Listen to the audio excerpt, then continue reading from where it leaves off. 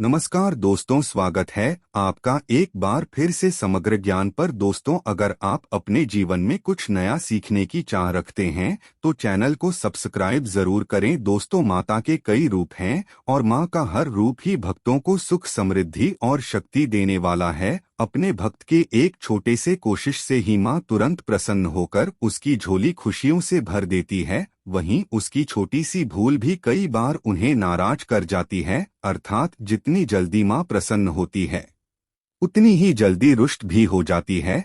हम सभी को निरंतर कोशिश करना चाहिए कि माँ को सदैव प्रसन्न रखें। दोस्तों, हम तो यह अच्छी तरह से जानते हैं कि नवरात्रि में हमें ऐसे क्या क्या काम करने चाहिए जिससे माँ हम पर प्रसन्न हो जाए और हम पर कृपा करके हमें मनचाहा फल प्रदान करें, जो हम करते ही है। पर क्या हम ये जानते हैं कि हमारी किन गलतियों से माँ नाराज हो सकती है और हमें उनके क्रोध का सामना करना पड़ सकता है? तो आज के हमारे इस वीडियो में हम बड़े ही सटीक, आसान और सरल शब्दों में आपको बताने जा रहे हैं कि नवरात्र में वो क्या काम है जो हमें बिल्कुल भी नहीं करनी चाहिए। तो दोस्तों, इस वीडियो को अंत तक जरूर देखें और देखिए कि अनजाने में पहले कभी आपसे ये गलतियां तो नहीं हो रही थी और कहीं इन्हीं गलतियों की वजह से आप माँ की कृपा से वंचित हो रहे थे और सारे जतन करके भी माँ आप पर खुश नहीं हो रही थी। तो चलिए जल्दी से शुरू करते हैं आज का हमारा ये वीडियो, ताकि आप भी इन गलतियों को करने से बचें और माँ की कृपा के पात्र बने। परंतु दोस्तों, उससे पहले आपसे रिक्वेस्ट करते हैं कि वीडियो को लाइक जरूर करिएगा, दोस्तों को शेयर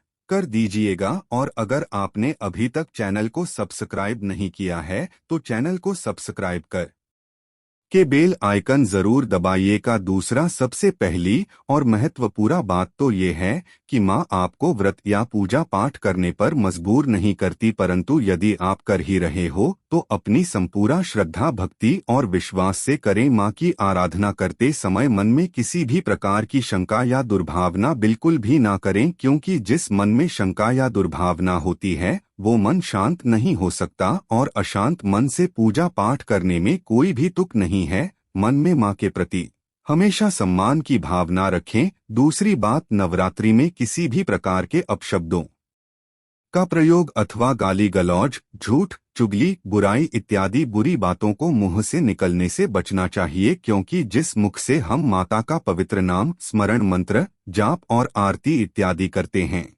उस मुख से निकलने वाले शब्द भी पवित्र होने चाहिए। तीसरी बात, नवरात्रि में हर तरह के मांस और तामसी आहार तथा शराब और तंबाकू आदि का सेवन कतई नहीं करना चाहिए, क्योंकि इससे मनुष्य का अपने मन और मस्तिष्क पर नियंत्रण नहीं होता है। तामसी आहार शरीर में उष्णता का निर्माण करता है, जिसका प्रभाव सीधा हमारे हृदय पर पड़ता है। और शराब, तंबाकू इत्यादि के क्या दुष्प्रभाव हमारे शरीर पर होते हैं, इनसे हम भली भांति परिचित हैं। इसलिए जहां तक संभव हो सात्विक भोजन का ही सेवन करें, खासकर खट्टी चीजें खाने से परहेज करें। चौथी बात, किसी भी जरूरतमंद को और कन्या को अपने घर से खाली हाथ न जाने दें। किसी की मदद करने से माँ यूं भी बहुत प्रसन्न होती हैं और जरूरतमंद की मदद करने पर तो माँ की कृपा आप पर अवश्य ही होगी। और कन्या तो माँ का ही रूप होती है। इन दिनों में माँ कन्या के रूप में विचरण करती है।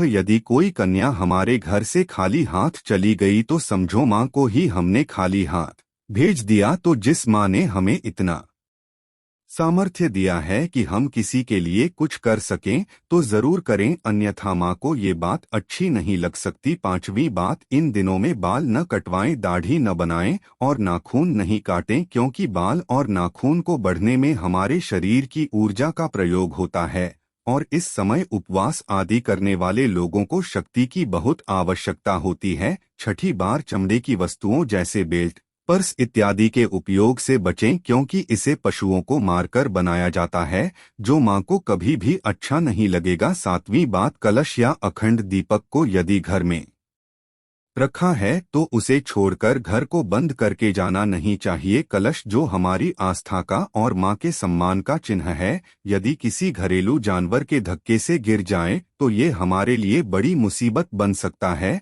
वहाँ पर माँ विराजमान होती है और जलता हुआ दीपक गिर जाए तो घर में आग लगकर अनचाही दुर्घटना भी हो सकती है, क्योंकि दिए को बुझने से बचाने के लिए हम इसमें ज्यादा तेल डालते रहते हैं। 8वीं बात, माता का नाम स्मरण पाठ मंत्र जाप आदि पूरी श्रद्धा भक्ति और नियम के साथ करें और अत्यावश्यक न हो तो बीच में ना उठें और ना ही किसी से बात करें, इससे आपका ध्यान भटकेगा। 9वीं बार, दिन में न सोएं, क्योंकि श्री विष्णु पुराण के अनुसार नवरात्रि के समय दिन में सोना वर्जित है। इसके पीछे की रोचक कथा हम किसी और वीडियो में सुनेंगे। 10वीं बात, मासिक धर्म के समय मंदिर इत्यादि में जाने से बचें, क्योंकि कई और भी बातें हैं जो नवरात्रि के समय ध्यान में रखनी चाहिए, परंतु यदि उपरोक्त सभी बातों का भी ध्यान रखा जाए तो मां हम पर अवश्य ही प्रसन्न होंगी। नवरात्रि के दौरान घर की स्वच्छता का विशेष ध्यान रखें। घर के मुख्य दरवाजे पर गंदगी बिल्कुल ना होने दें। पूजा से पहले हर रोज रोली से स्वास्तिक बनाएं। रोली से स्वास्तिक बनाने पर शुक्र और सूर्य ग्रह जीवन में सकारात्मकता लाते हैं। आपके घर माता रानी की धातु की मूर्ति है तो रोजाना उन्हें स्नान कराकर स्वच्छ वस्त्र पहनाएं। तस्वीर है तो स्वच्छ कपड़े से पोंछें। मंदिर और मंदिर के आसपास साफ सफाई और पवित्रता बनाकर रखें। हिंदू परंपरा के अनुसार नवरात्रि के पहले दिन कलश की स्थापना की जाती है।